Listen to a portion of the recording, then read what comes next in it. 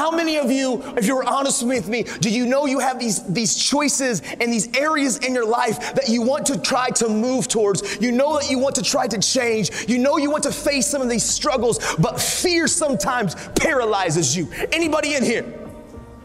Yeah, man, I've learned in my journey that I have to skydive that thing.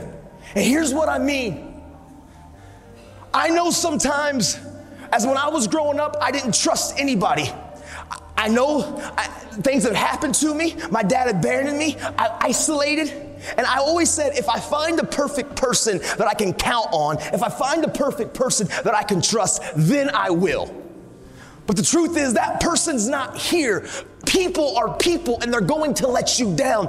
I've learned I can't put my trust and my confidence in the people, but it's in the process and the discipline and the action of the habit of finding the courage to punch fear in the face and take the step of beginning to trust people, which means I started talking, I started speaking. I learned to skydive that thing, and here's what I mean. There's a lot of fears and insecurities all of us have. We all have insecurities. Like it, love it, or leave it. We all have things inside of us that we try to keep secure because we have shame or guilt or embarrassment, or we care what others think. I've learned to skydive that thing. Last year, a bucket list that I've always wanted to do. I've always wanted to go skydiving. I'm an adrenaline junkie, but the problem is now, where I'm at in my life, I'm a husband and I'm a father. And I guess my wife doesn't approve of me jumping out of planes at 15,000 feet. So I thought something that I've always wanted to do, I was never going to get the opportunity to do. But I was in Oregon and I got done early and I saw a sign and it said Skydive Oregon. And so I was like, yep.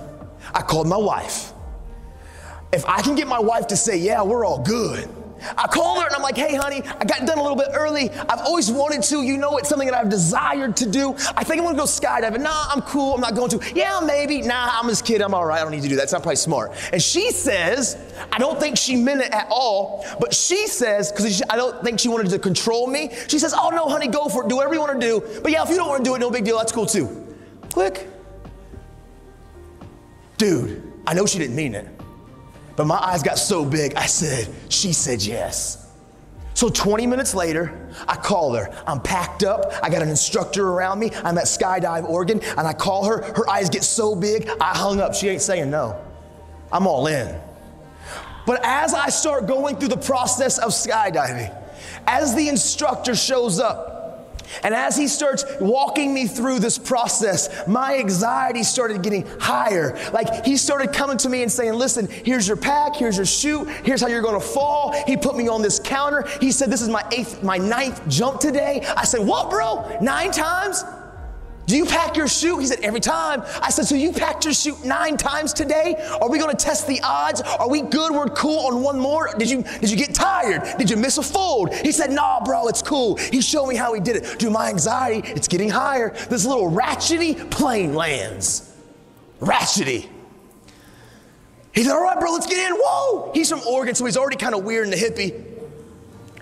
As we get into the plane, we start ascending. He slides in behind me. My anxiety is on 10. Just like some of you, when you know you need to trust, you know that you want these areas in your life that you're insecure, and you get to the edge and fear paralyzes you and anxiety gets higher. Dude, I was right there. I've always wanted to do this, but through the process, I was so uncomfortable.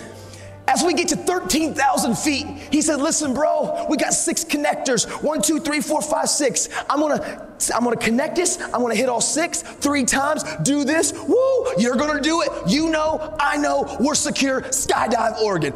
I'm like, 13K. He pulls the door up. He says, listen, the free fall is only gonna be about 30 to 40 seconds. I want you to experience this moment. So we're gonna scoot to the door. We got 2,000 more feet of climbing. As we scoot to the door, and as we begin to get to that place, I want you just to lean out of the plane. I'm holding on, and I'm like, no!